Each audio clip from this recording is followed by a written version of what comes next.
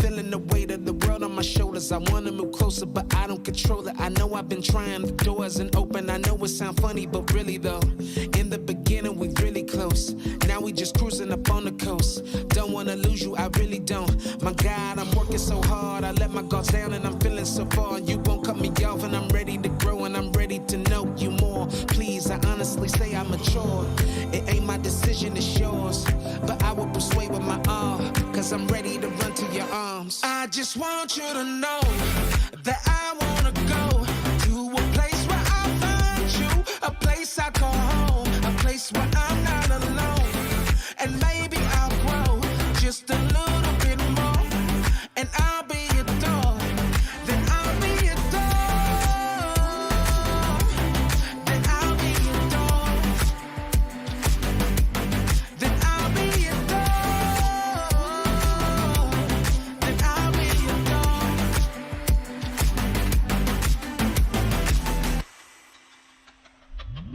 I go back and forth when I feel your presence. I'm above the world, there isn't much better. But then I fall levels and levels below it. Don't know where I'm going, don't know where I'm holding. I say I gave up, but I know I didn't. It's just my frustration, I'm only human. I act like I know what I'm really doing. As long as it's you that I'm really choosing.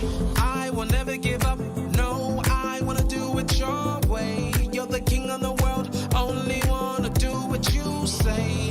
I know that it's possible to give back my heart to you.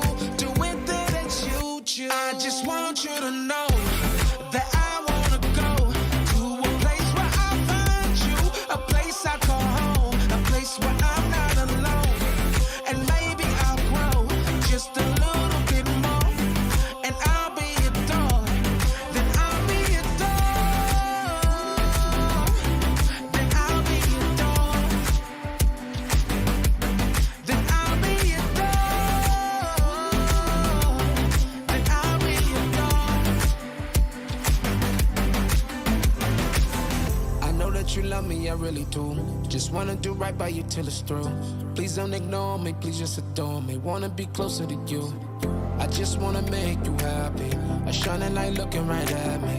I give to you gladly, that's my reaction. I just want you to know that I wanna go to a place where I find you, a place I call home, a place where I'm not alone. And maybe I'll grow just a little bit more, and I'll be adored. Then I'll be adored. Then I'll be adored. Then I'll be adored. Then I'll be adored.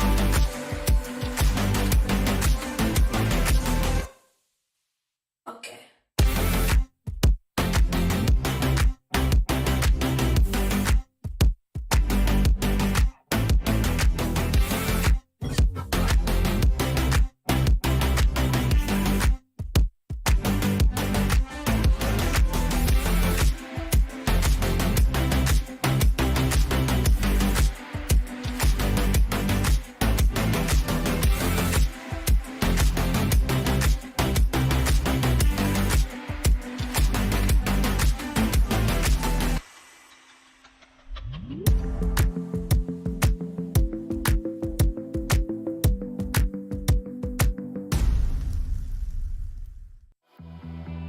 Welcome to Parents and Pennies, where family meets financing and every dollar counts.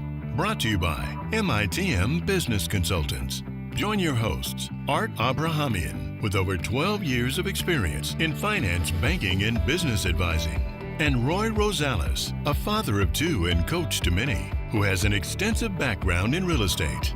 These two family men are here for you, bringing real stories, practical tips, and financial wisdom every week to keep your family thriving. They'll help you secure your family's financial future through simple, memorable financial adjustments that will help you achieve your financial goals. Because when it comes to family and finances, it's not about having more, it's about making the most of what you have.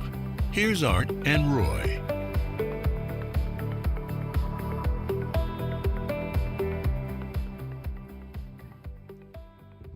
What is going on, everybody? Episode 8. I'm here with my boy Roy. Roy, what's going on? How are you?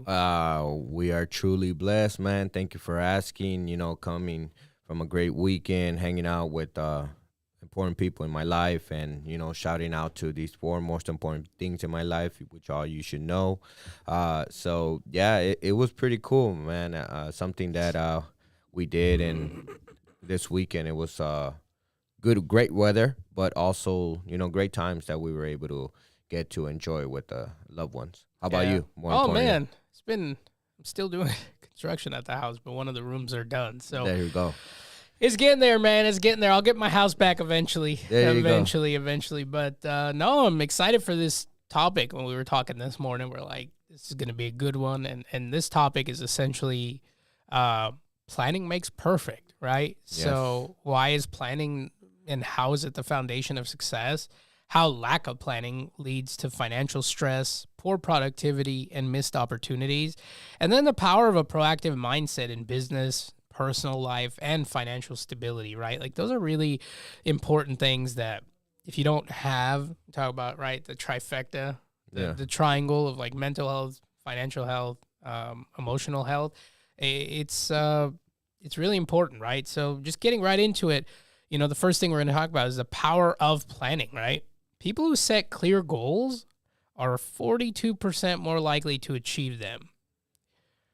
Multitasking can reduce productivity by up to 40%. Having a plan helps you stay focused. And planning isn't about restriction. It's about freedom and control over your future, right? So let's get into that. So people who set goals are 42% more likely to achieve them. I think that's definitely true. And the reason that I feel that is because if you just say this is what you want, okay, but what are the parameters of how you want what you want, right? Like, I want to lose weight. Well, how much weight do you want to lose? Yeah.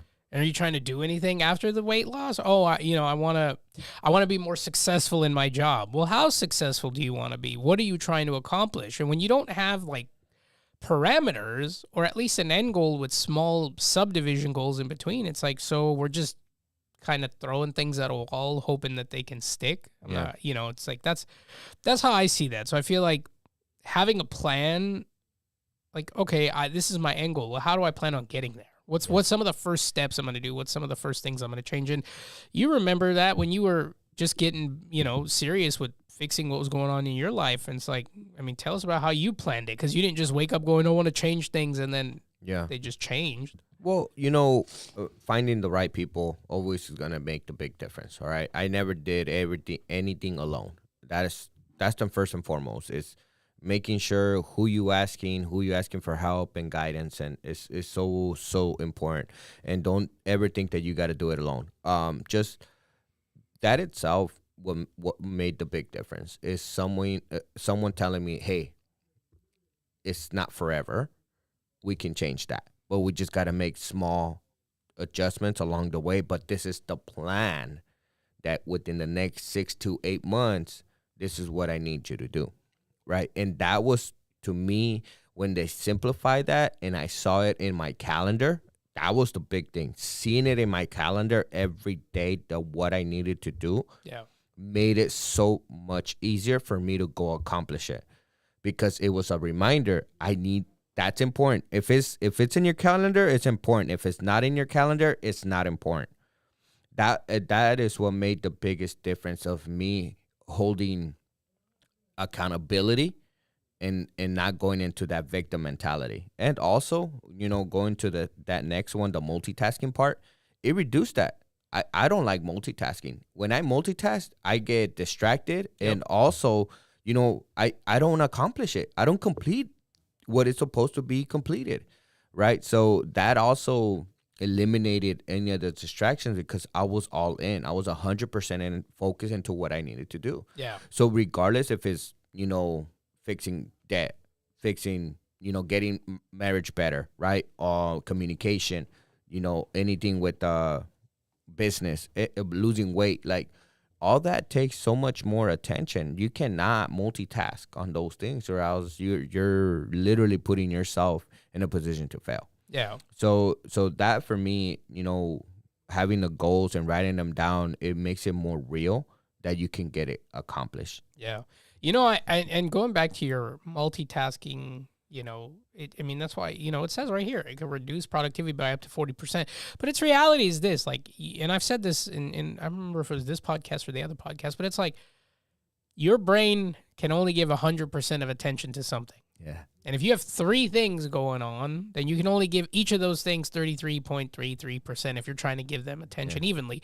But then it's like, well, I'm not giving them attention evenly. I'm giving 80% to one, 10 to the other, 10 to the other. It's like, so if you're only going to give something 10%, why even bother? Yeah. You're better off giving your 80, the additional 20, banging that one out, and then prioritizing on the list of what needs to be done and what doesn't need to be done. And a lot of the times it's like, even when I know this is a consumer podcast, but even like from my day to day, when I meet new clients and we're doing like breakdowns of what they're doing right and wrong in their business, it's like, well, we're working on this, we're working on this, we're working on this, we're working on this. Cool. What have you gotten done? Nothing. It's like, well, do you know why you've gotten nothing done? It's because you're working on this, you're working on this, you're working on this, you're working on this. And it's like, people don't understand, even though it's like the most simple thought process, but that's just how it goes. It's like we're so in the mood of like move that we forget sometimes we have to stop, go back to the and that's what I told you from when we first started working together. It was like we don't move forward until we go back. Yeah. Because if the foundation that you've set is not sturdy, why are we going to build a house on it? Yeah. For what? We know it's not going to survive very long. All it's going to take is one strong wind, and then all of a sudden the whole thing comes crumbling. So understanding that having the plan and then giving that plan your full attention. And if you're not prepared to give your plan your full attention, then you shouldn't execute that plan yet. That means you're not ready to put that plan into place. And I think emotional awareness and mental maturity plays a big role into this. And that's not even in our talking point, but I think just talking about it is very important, because if you can't emotionally or mentally be mature enough to understand that you may have a plan, but you're not at a point in your life to execute that plan, then maybe it's not the right time, because timing's everything too. Oh yeah, for sure. And I'm so glad that you brought that up, that, you know, if it's not your time yet, it's okay. You know, God is just preparing you for that time. And don't be so in a hurry, right? Make sure you get that properly aligned together, because like you just said, you work so hard to get that foundation, build that house up, for you to make one mistake and one hard win, one something breaks everything down. Yeah. So don't ever rush through things. I mean, once you plan it and have it there, like, now try to accomplish it, make it stronger. And then before you know it, you're able to take more into your planning, that you can accomplish more. It's just sometimes we're just trying to do so much because that you assume it's going to save you time. Yeah. Which is the worst thing that you can do, because you'll not, like you just said, you're not accomplishing what your desire to accomplish. And that's always going into that next one, right? That planning for financial success. What you're saying yes to today and what you're saying no to everything else. You know, you talk about 70% of Americans don't have a long-term financial plan. Don't even think about the car. Don't even think about anything else. If we don't have that financial plan in our calendar or in our conversations every week, then we need to have that. That's important. Yeah. Having money, having that set aside for you and your family is going to be the most important thing to do, because that if you don't have that, this is where arguments come in, stress comes in, anxiety, depression, it's your fault, it's your fault, you're spending the money, like all those things come in, and then here comes the divorce talks and all because we didn't have our finances in order. Yeah. So that to me is, I don't know what you want to say about that, but that to me is wow. Because I went through it, because I had those conversations with my wife, 7 years ago. But I took upon myself to fix those things. And now our marriage is thriving. Oh, yeah. So I was like, dang, it wasn't, that was causing our love to shake. Because we didn't have those financial plans. Yeah. And now that we do, we really talk about, do we really need it, right? And aren't we gonna go on a vacation? So then we're saying no to this now. Yeah. So it just makes it so much more That's simple. so funny you say that because, like, we're in the middle of all this construction and money's flying out, and my wife's like, oh, you know, when the baby's born, we'll go to Tulum. I'm like, who the hell's going to Tulum? We just spent we're about to spend like 20 G's on this house, and you want to go to vacation? Like, no. Tulum's in the new room that we're building. Yeah. Tulum's in this house. Who knew Tulum was Close in your Cathedral eyes City? and let's visualize our being It's there. not Tulum, Mexico. It's Tulum Cathedral City. Like, are you out of your mind? You know what I mean? It's like, and that's the thing too, is like, I find in my history as a banker, as my history as a consultant, as my history as a business owner, even as just working with couples and in the finance industry for 13 years now, most husbands are afraid to tell their wife no. The wife wants something and they're just like, okay. And they'll go into debt over that. Yeah. And it's like, sometimes, guys, it's okay to tell your wife no. Yeah.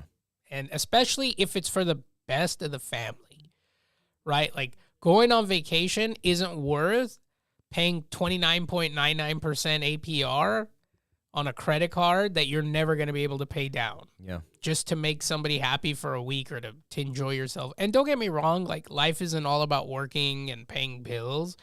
There has to be some joy in there, but there's a sense of, like, you could have that joy taking a day trip, going to the beach, Yeah. spending 1/3 of what you're about to spend.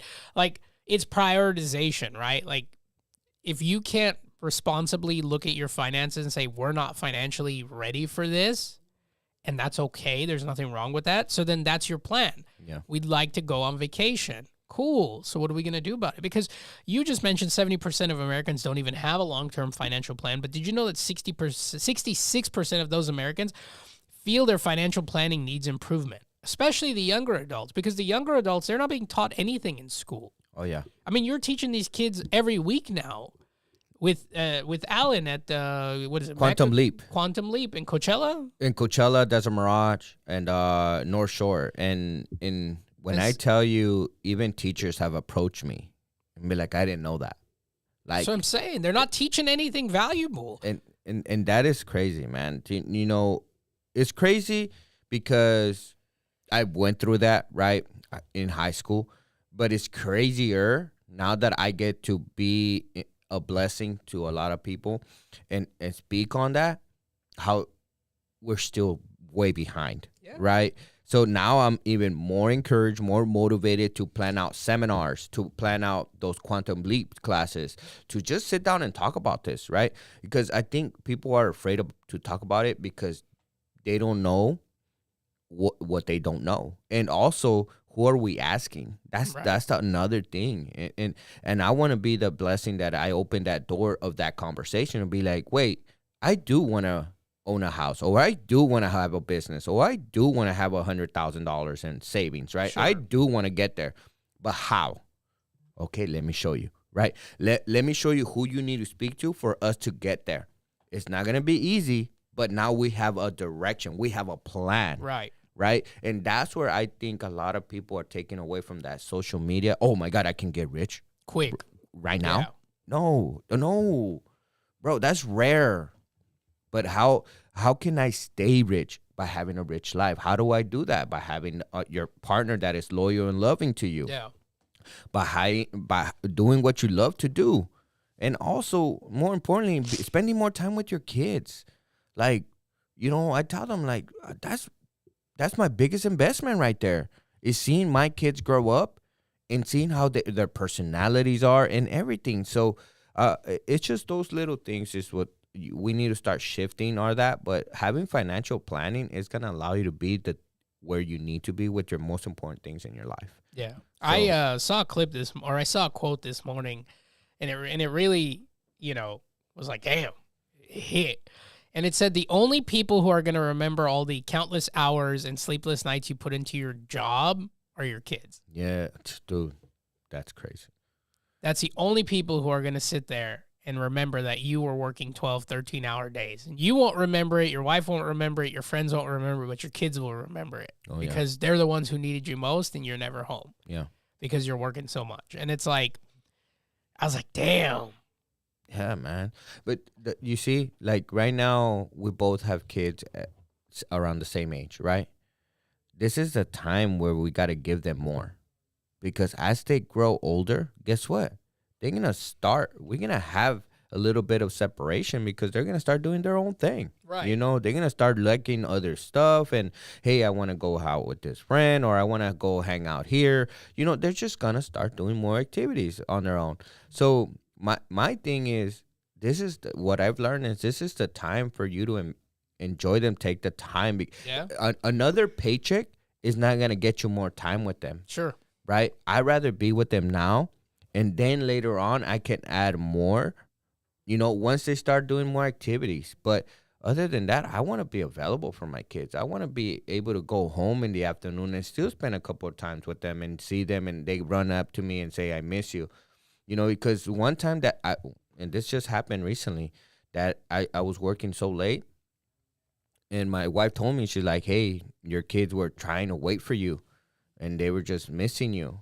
And, you know, and I didn't get to see them till the next morning. That made me feel bad, right? Like, I don't want that. Yeah. So for me, I'm like, I'm going to do my best to be home. So before they fall asleep, they get to see me and hug me, right? So, and that's rare. Again, I don't do that as much as I used to, like a few years back.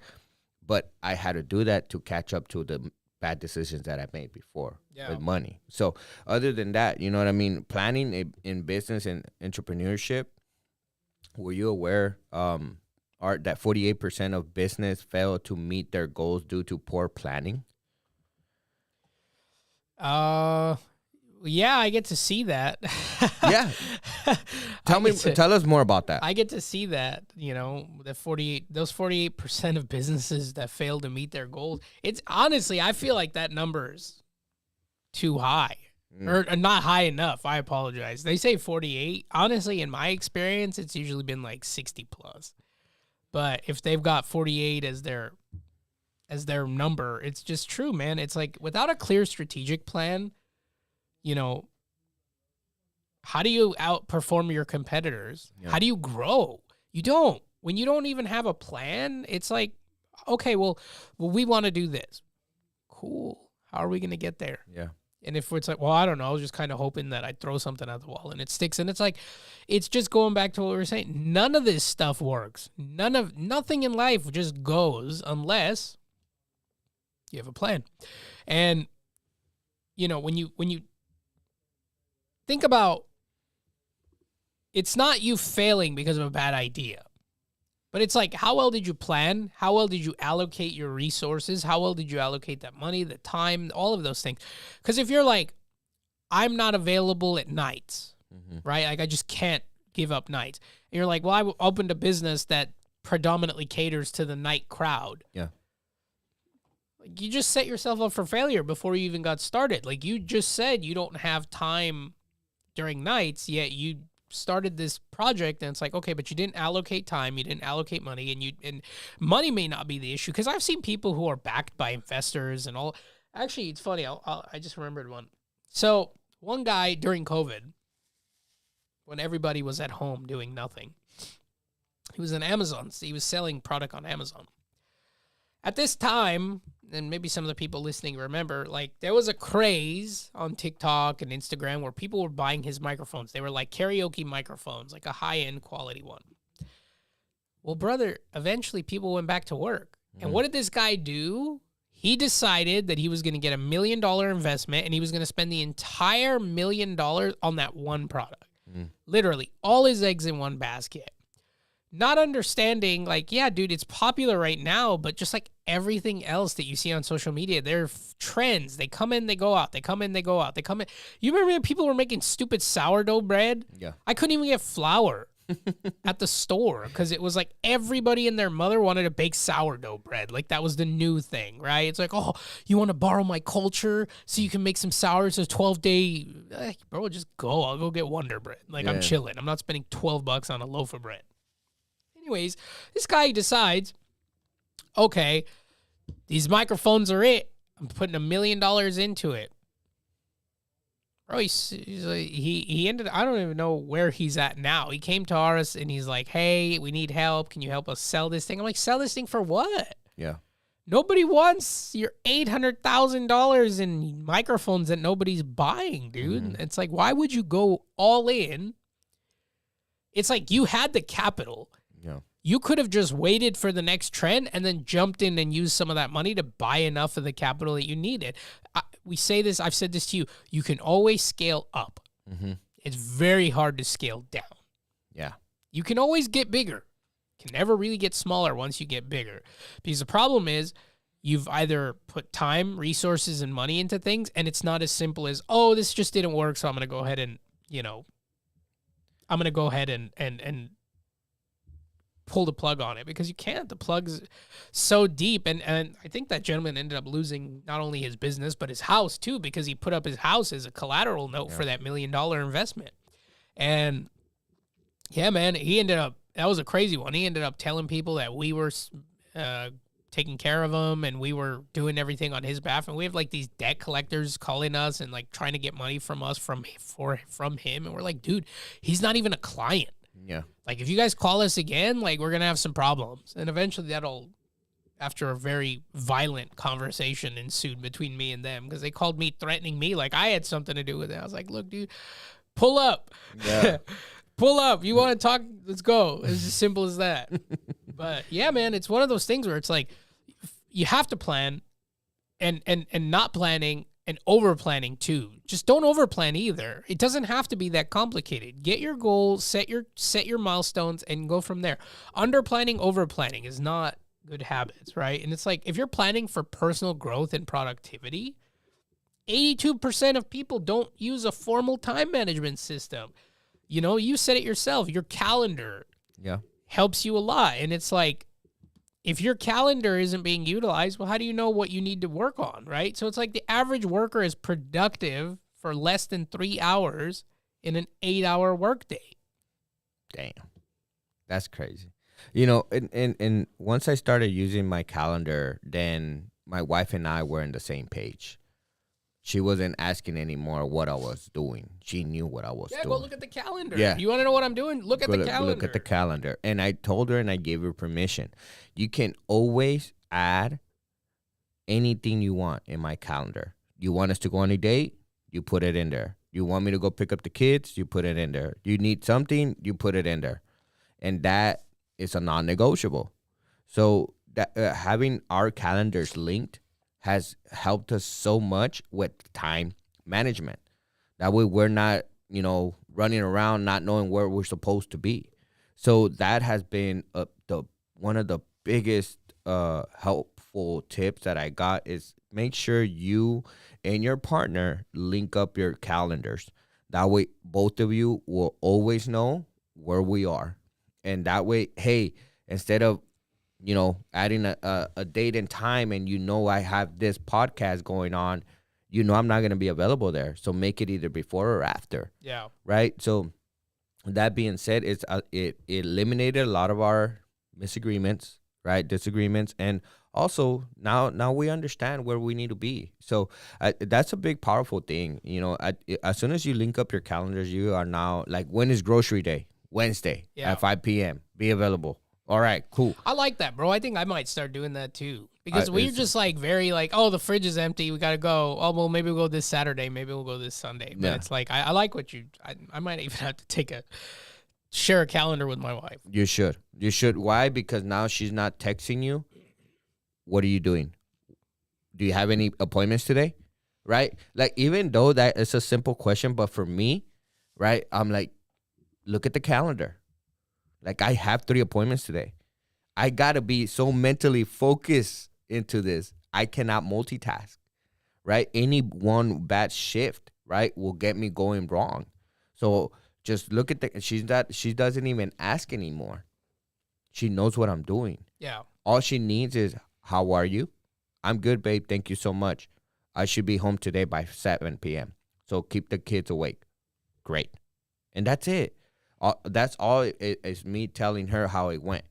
But now she's not asking why are you still at the office? Why are you still here? You know what I mean? So it just allows us to have better conversations because everyone knows where we are at. Yeah. So I'm going to skip number 5. I feel like we've already talked about it. Savings. We'll just touch base on it really quick. The role of contingency planning. 27% of Americans have no emergency savings. If you want to know more about savings and the value of savings, Roy and I did a podcast previously, and go look at that. That one goes more in depth in savings, right? But I want to talk about the science behind planning and success, right? People with financial plans feel 76% more in control of their money. A well-structured plan reduces stress, improves decision-making, and enhances confidence. And I think the reduced stress is very important, right? Because it's like stress is the number one silent killer in people. Yeah. It just is. Yeah. When you're stressed, when you can't breathe, and, shout out to one of our viewers who just was texting me, Robbie's over here watching. I know he's like, oh, it's live? It's like, yeah, dude, it's live. Stop texting me. But it's like, he and I share so much in common where we're just like constantly under stress. Yeah. Even when we shouldn't be in stress. And it's like, we have a thing going on right now where some business stuff, and he's just stressed out. I'm like, bro, don't stress. I'm like, if I'm stressed, you be stressed. And it's like, it's a nice little support system that you have to find yourself building with like-minded people, where it's like, we're both business-driven, heavy-minded people, where it's like, all we want to do is grow, but we're super stressed people too, where it's like, the littlest thing just throws our whole freaking life into turmoil. And it's not that we let it consume us, we still work through it. But the funny thing is, like, we've had to just be that support system for each other. It's like, everything's going to be fine, no need to jump off the bridge. Yeah. Everything's going to be good. So, going back to what you say, where it's like, have a good support team is really important with your friends. If you don't have the family to do it, then find other people. Because it's like sometimes, God, I wish I could remember what it is. And if you're in the chat, Grant, what is it? He always says something. He said, the bond between like families doesn't have to be as strong as the bond between your friends. He's like, some people just don't have that, luxury of having a good support system with their families. Some people grow up in terrible households. Yeah. I've known countless people who grew up in households that had zero support from the family and have more support from the friends. And I'm gonna pass the camera over to you while I ask him what that quote is, because I love it so much. But you would think that if I loved it that much, I'd remember it. But I can never freaking remember this thing because the way that it goes. Well, you talk about, sometimes your biggest support group are your friends. Like yesterday on the Super Bowl, look, Chiefs lost bad. That was the only way they were going to lose. 6-36? Yeah, no, it was like 40-something. It was to 14 or something like that. Oh, they came up to 14? Yeah, so there he is. The Eagles won. What was the quote? He goes, blood of the brotherhood is weaker than the water of the womb. Or no, he said, blood of the brotherhood is thicker than the water of the womb. Yeah. So yesterday, we had 10 of our closest friends there, right? And their kid, they all took their kids. Bro, you don't know how fun it was for them to enjoy themselves. Our children enjoying themselves, me with the best friends enjoying with them, and the wives being there and all of that, like, and having great food. Like, a lot of stress went away because I was able to enjoy a time with great people, and no one right there is jumping and be like, I got this, no, it was like, hey man, how's it going? How you been? I miss you. How's everything going? We made fun of each other. One of them was wearing some tight, and you're like, hey, dude, we called them out on it, right? You know what I mean? Pants or what? Yeah, yes, bro. And that's and so we were there. So it's a good humor and everything. So those things are so much better and to see. And then you're seeing your kids hang around and different personalities. It's just great to see that. And having that structure, it reduces your stress. No matter what's going on in your life, but having people like that in your life is a blessing, man. Yeah, I agree, man. When you think about overcoming these common planning challenges, right? 76% of millennials lack financial literacy, making financial planning difficult, right? So it's like, we went back to it about how school is a big factor in this. They'll teach you all the most... Dude, I was struggling in high school algebra.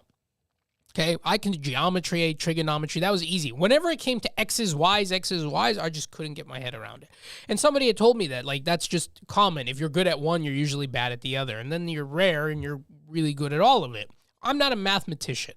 I've dealt in hundreds and hundreds of millions and billions of dollars. The biggest wire I've ever been a part of was a 500 million euro wire coming from countries in my career. To this day, I've never used algebra, dealing with the millions and millions of dollars that I've dealt with. And I remember I was failing algebra in high school. I was trying so hard, bro. After school, before school, lunchtime. And the teacher was just like, God, I feel so bad because he's trying so hard, but he's just not getting it. Yeah. Bro, I scraped by. And I remember I told my teacher, I said, this is the dumbest shit. I'll never use this. She goes, you have no idea how much of this you'll actually use in your life. Fast forward, bro. I'm a senior relationship manager. I'm at an event at the casino, and it's like a booth where we're there, the bank's there, teachers are there. And they're in front of me, bro. My math teacher and my old counselor's in front of me. They don't see me. I'm in the back with my guys in our suits. And I get on the mic, and I'm like, talking to the kids because it was for kids to give them, like, advice and how that they would want to grow and do all these things. Anyways, bro, I'm sitting there and I grab the mic and I'm like, you'll never know when one of these days you'll be down here and you're looking at your old math teacher and your counselor. And they freak out. They're like, oh my God, Art, blah, blah, blah, blah, blah.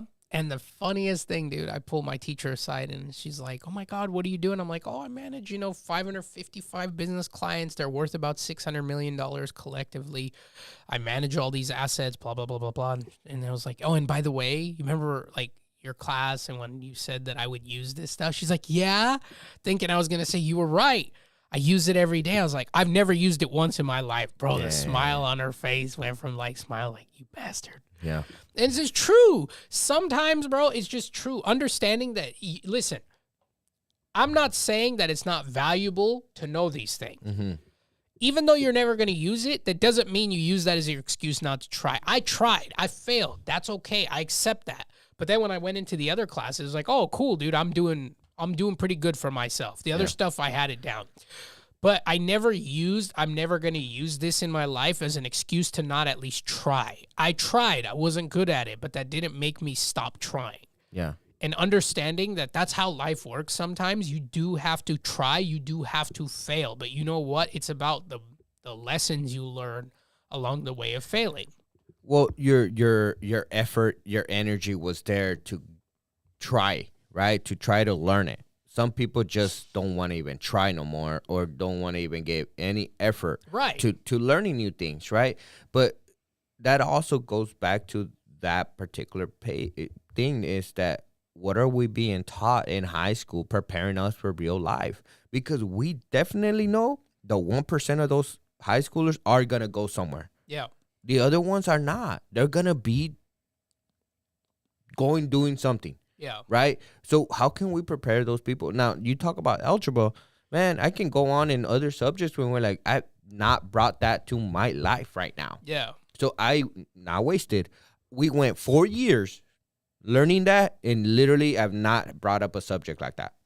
So how is it that we can adjust those things that maybe, hey, we can focus on that half of the year and the other half, let's work half of the life. Yeah. Right? I think that would be very valuable for these millennials, anyone in general. Anybody, bro. Anybody. You know what I mean?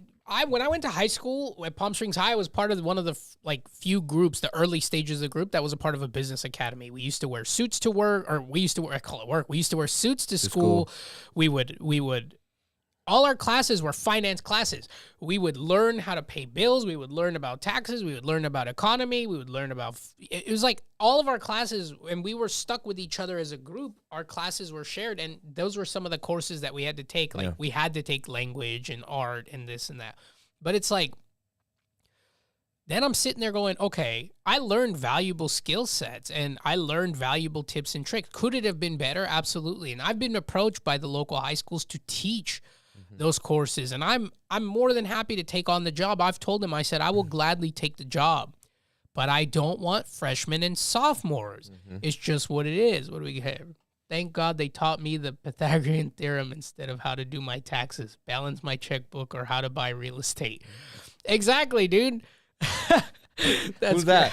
That's Titan XXX17. So thank God they taught me the Pythagorean theorem and instead of how to do my taxes, balance my checkbook, or how to buy real estate. That's it. All these things. That's great. When have we used them? Probably never. Yeah. But we don't know how to balance our checkbook. We don't know anything about taxes. We don't know anything about finances. We don't know anything about credit.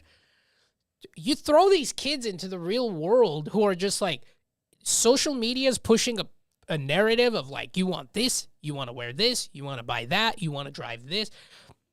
There's a really big problem going on in the leasing world right now where it's like groups of young kids are literally leasing Lamborghinis, M5s, M8s, G-Wagons, and it's like 16 groups of kids coming together, pooling money just to pay one car note. Can you, like, it's insane, bro. Over what? Just so you can, and they're sharing the car. Yeah. They're like, you get it on Mondays. It's like they're treating the car like it's a divorced child. And they're like, we'll get them on weekends. You get them on rotating holidays. And it's like every week we'll get it. And then the following week you get it. It's like, this is ridiculous, bro. Just drive your Honda and shut up. Yeah. But now, yeah, right. We're not ready to make adult decisions. Right. They're not teaching us to make adult decisions. And when I went in those conversations, like, how do you properly make an adult decision? Because in 4 months from now, you high schoolers, you guys are going to be titled adult. So now any decision you make has consequences. It's going to be good or bad. So are you aware of what you're going to do? If you're not, you are going to be surprised every single day you're out there, because now no one's going to be holding your hand. So that's where, for me, we just got to lean a little bit more into when it comes to high school and helping these young minds is how can we properly prepare you to make a good decision? How do you analyze this? How do you plan things out, right? Hey, I'm about to go on a 3-day weekend. Well, how do you plan that out? That way you get everything done prior. Right. And you can enjoy the 3-day weekend. And that's where, for me, it's so important. And we've had teachers come up to me and be like, hey, I didn't even know that. Like, wow, that's and these crazy. Are teachers, bro. These are people who are passing it on to your kids, and they don't even know this stuff. It's scary, bro. One of the biggest things I remember, dude, there was finally a time where, as a banker, you had to have credit checks done. And I was so excited about that, because how are you going to sit there and give your clients advice about being financially responsible with your 400 FICO score? Yeah. And I remember, dude, and I get passionate about this because we had a person that we work with, bro, and she was a sweetheart, but she was an idiot. Every mistake was just, it's like amazing how you could be helping people financially succeed. Bro, she signed for a Dodge Durango. She went to a dealership knowing damn well she struggles paycheck to paycheck. Gets a Dodge Durango. It was like 28%. The car payment was $1,200 a month for a base package Dodge Durango. I come into work and they go, Art, you got to help her. I go, help her with what? She already signed the contract. What am I going to help her with? And I look at the contract, bro, and they spelled her name wrong.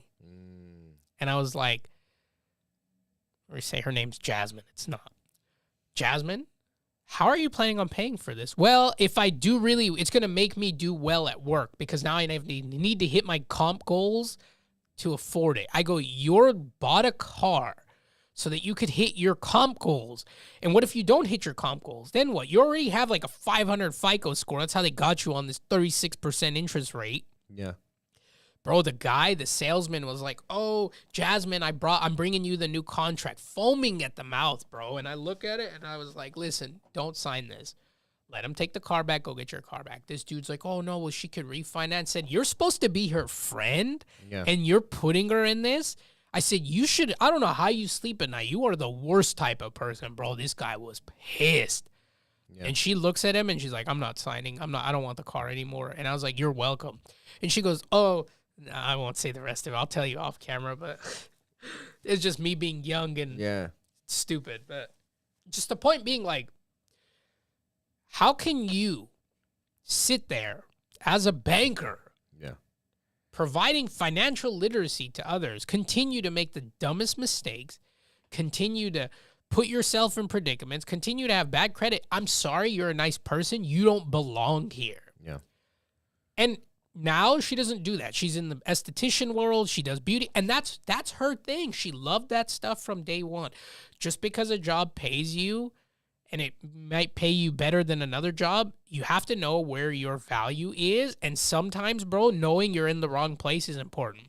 Yes. Because you are passing information on to gullible minds who see you in a position of authority or power, and you have no business giving that information. Yeah. You're doing a disservice to the community by knowing you're in way over your head and then influencing that same community that you should be in the crowd with them going, how do I do this? Yeah. And it's just a reality where it's like, I'm sorry, to whoever I'm talking about, but you never belonged there, and that's okay. You're in the world that you need to be in because you've always had a passion for those things. You're good at those things. And sometimes being a responsible adult is understanding that the power in which the position you hold does make a difference. Yeah. If you hate people, if you hate kids, you have no business going to school to be a pediatrician. Yeah. It's just what it is. If you hate people, you have no business being a public figure. If you hate this, you have no business learning this. Like, it's just understand where your strengths lie, where your weaknesses lie, and push towards your strengths. But you talk about, having the wrong people in the wrong spots, right? With the wrong advice. Like, she could have definitely given that advice to everyone she met. Oh, buy yourself something expensive. That's going to motivate you. That's going to motivate you to go do something.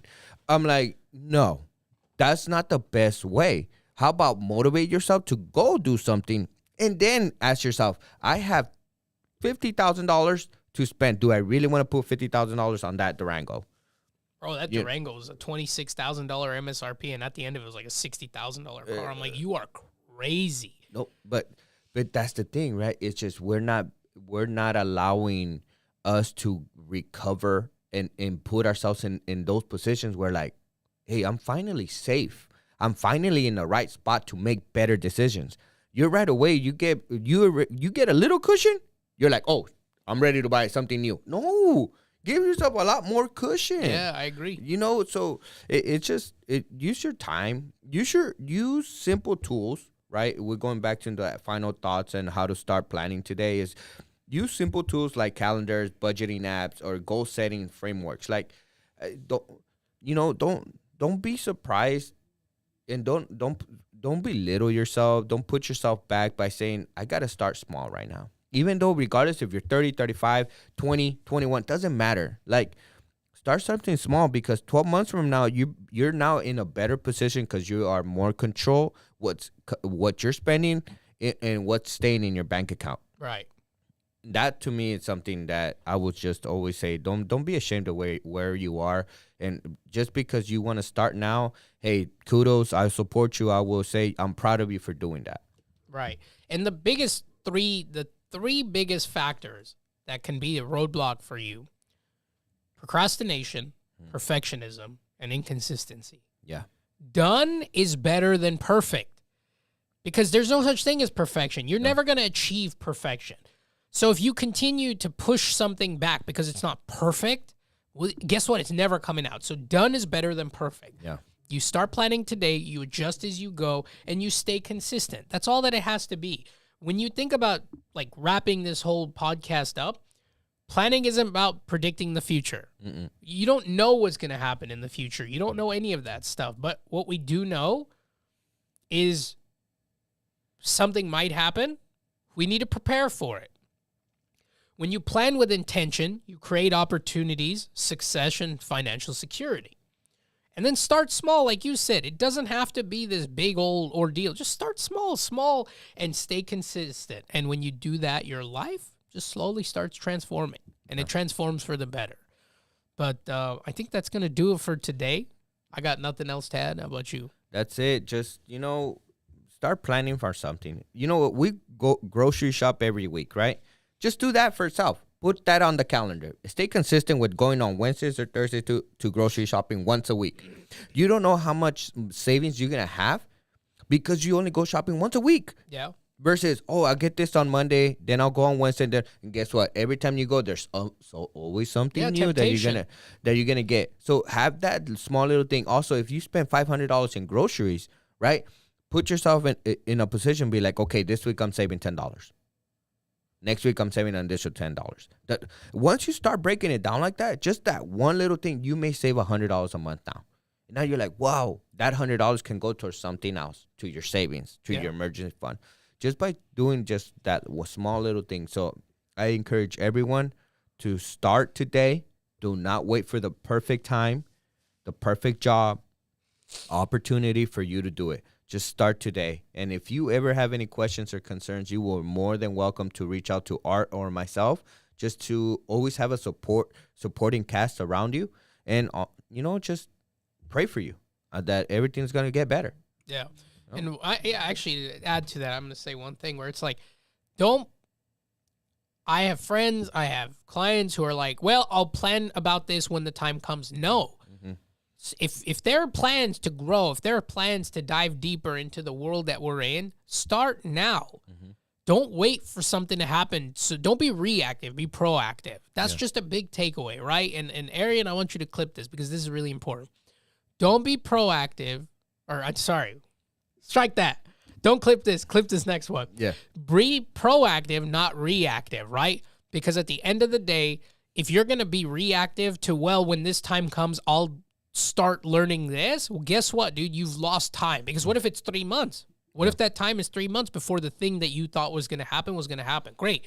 So you could have spent 3 months prepping yourself to be the better version of yourself. So when that opportunity presented itself, you now came to the table with the one thing that you can't buy. Yeah. Experience. Yeah. So if you're going to be reactive instead of proactive, all you're doing is setting yourself up for failure. Be proactive in everything you do. Be mindful about all the decisions you make and try not to procrastinate. Like you said, make a schedule, be consistent, and you'll see how life will just get better for you as it comes and goes. Yep. Well, I appreciate that. Again, guys, stay true to yourself, because then the right people are going to come into your life, and stay genuine. Keep your personality. You are who you are. God made you who you are. God has a purpose for you. So go pursue that purpose and share the joy, share the love, share the peace, share the faith, share the gratitude. Because at the end of the day, you're in a better position now than you were last year or 10 years ago. So stay blessed. That's it. Well, we appreciate everybody for tuning in. We'll catch you on the next one. Next week, we're going to see if we can get a guest on the podcast to talk about something, but we won't talk about it until it's all done. But anyways, everybody be good, and we'll catch you on the next one. Deuces.